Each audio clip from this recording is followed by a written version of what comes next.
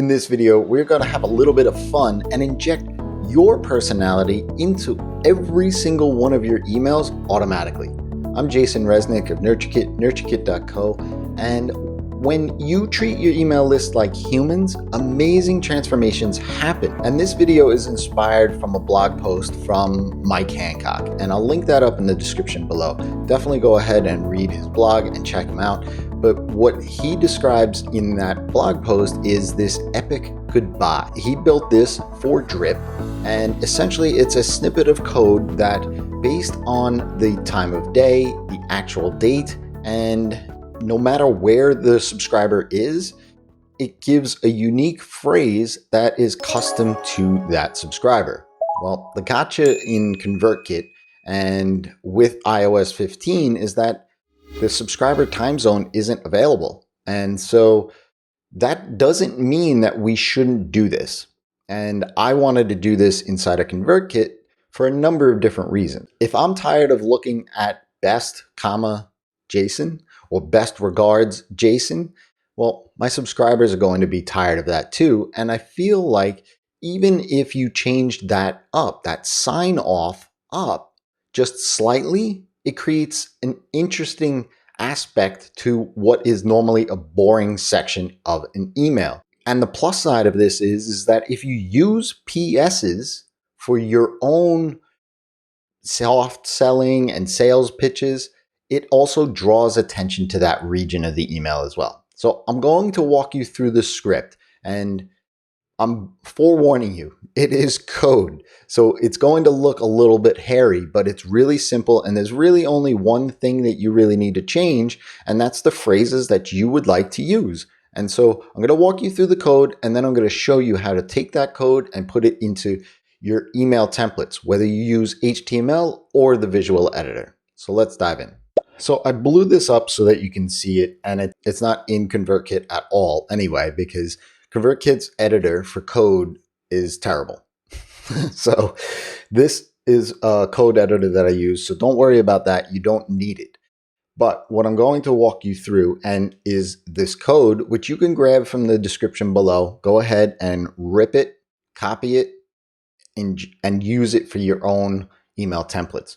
So I'm going to walk you through this quickly, line by line, but look, there is only one spot here that you really need to pay attention to and edit, and I'm going to highlight that in just 30 seconds. So the first line here is really grabbing now. What is the time right now? And then, pay attention, this is where you need to change, is the phrases. So we'll have good morning, good day, and good night. And you may say, well, if time zones don't matter, why do this? Well, you may send your broadcasts every morning, but when somebody opts into your lead magnet or in some sort of automation, it's going to read the time of day that the email gets sent based on your time zone, right? And so if it's 5 o'clock and it sends at 5 o'clock on the East Coast for me, well, then it's going to be a good day phrase. It's just nice to be able to have some variety based on the time of day for the inspiration, for the encouragement, for whatever you want to inject as far as your personality. So the good morning variable here, really all you're going to do is, if you look at it, there's phrases that are essentially divided up by the 3 pluses. Now, the 3 pluses are nothing special. It's just a string that is going to allow ConvertKit to sort of chop each of these phrases up into individual phrases. And if you've ever used 3 pluses in a row in a phrase before, then you might want to switch it up. But for the vast majority of humans out there, I don't think that anybody is using 3 pluses. So go ahead and you can take a look at mine. I just say, enjoy the rest of the day, which I'll get to what it means in a moment. Have an awesome the day, and then name, same thing. Make today your best the day, the name. Take care, name, smiley face, so you can use emojis in this. thank you for reading, name, have a great day, sunrise emoji, and you can see how that works. And then at the very end, you'll see split. And that's where the plus, plus, plus comes into effect. And basically what it's going to do is it's going to grab each of those phrases and pull them out individually. So good day, good night, all the same. So you can see that I'm a little bit different on the night. So hope you had a great day. Cheers, name, have a nice evening. So look, could they be in the morning when it happens? Yes, entirely possible. But that's okay. I'm in New York, so to each his own. And it's definitely a lot better from a personality perspective than best, comma, or best regards, comma. And then the next three lines here are really just picking a random number to choose the phrase. So good morning, good day, good night. I think I have 7 in here, and then there's 5, and then there's 4, right? So it's really going to take a random number and select. So if 4 is the number, then it's going to pull out the 4th phrase, okay? So I'm not going to go too deep into what this code does, but just know that it is picking a random number based on the number of phrases that you have in here. So you can write 37 phrases in here and the number still works, okay? Then we grab the subscriber's first name, which I'll get to why that's important. And then we're just really figuring out the day and the time. And so the hour is basically the 24-hour clock. And we're grabbing the hour alone. So if it's 10 a.m., it's going to be 10. If it's 10 p.m., it's going to be 22, right? The day, this is really outputting the days, the full name of the day. So it's Monday, Tuesday, Wednesday. And then the date, it's going to be the full month and the date. So it'll be January 1st or December 31st or September 20. What is important here is that if you are collecting the first name, this doesn't really apply. However, if you're not collecting the first name, then it's always going to show this. Now, I like to collect the first name because I think it does add that human element to things. But if you don't, so you could just go ahead and remove that if statement and then this little else part, and it'll work just fine. Okay. The next step is there are certain holidays that most people will recognize in some form or fashion, even if they don't celebrate it.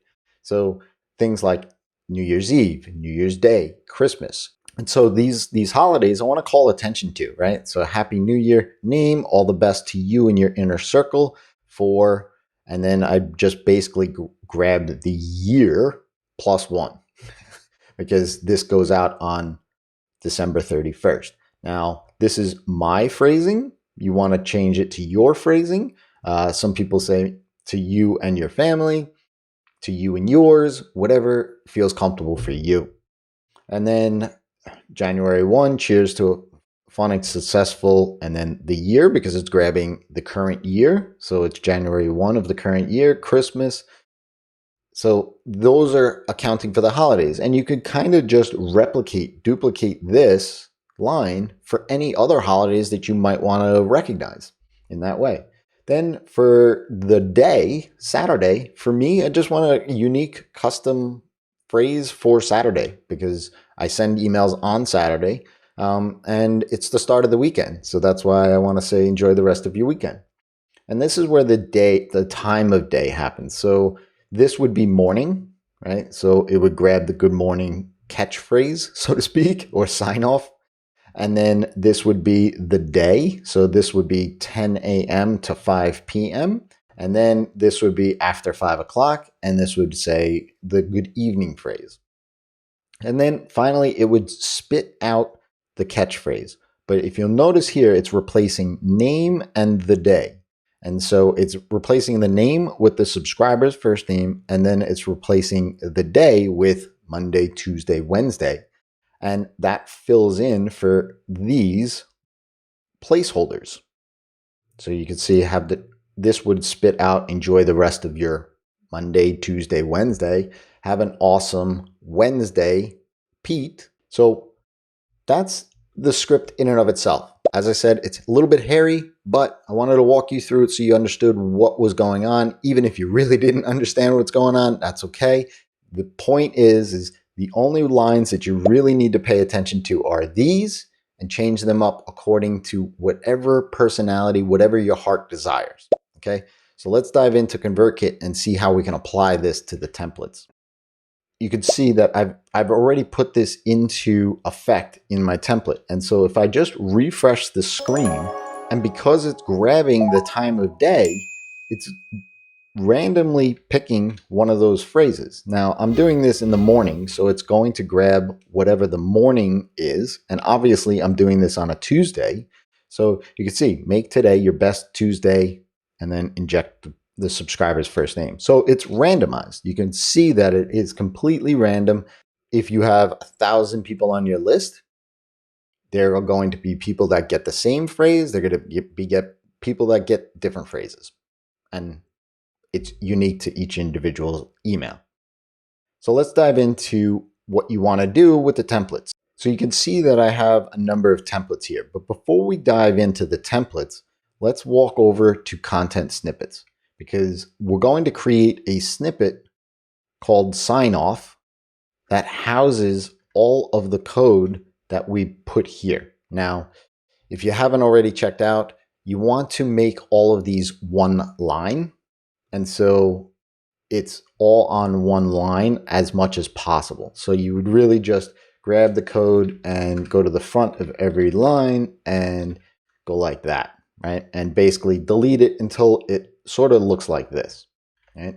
And so the reason why we do that is for just really white space. If you left it all on its own lines, then it's going to push the signature way down in the content, and it's going to have this big blank space, and you don't want that. So if we put it all on one line, we create a new snippet, right, called Signoff, and then we just paste it in. Then let's go back to the templates, and you can see I have a visual template and I have a HTML template. The visual template, let's do that first. So you can see that I have the snippet in here already.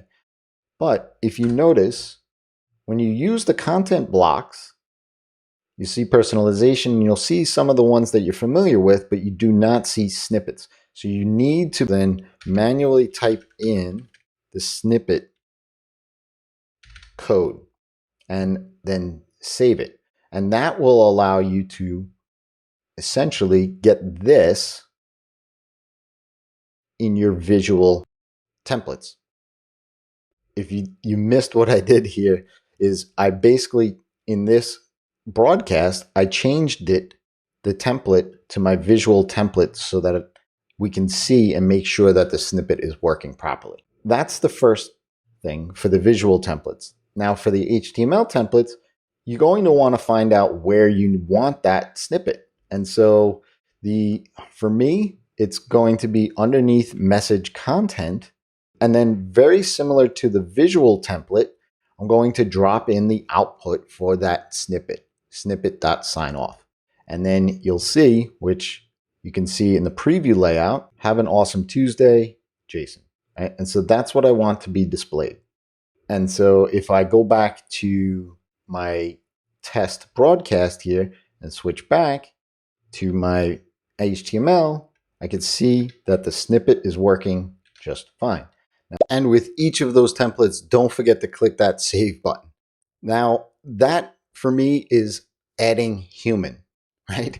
Adding a human element that is your own language, that feels good for you, that is also good for your readers and your subscribers, and it creates that personal connection. So go ahead and implement it. I'd love, if you have any questions, to drop them in the comments below. And if this was helpful to you, go ahead and smash that like button, and go ahead, if you haven't already, and subscribe to the channel and click that bell icon so that you get notified the next time a video drops.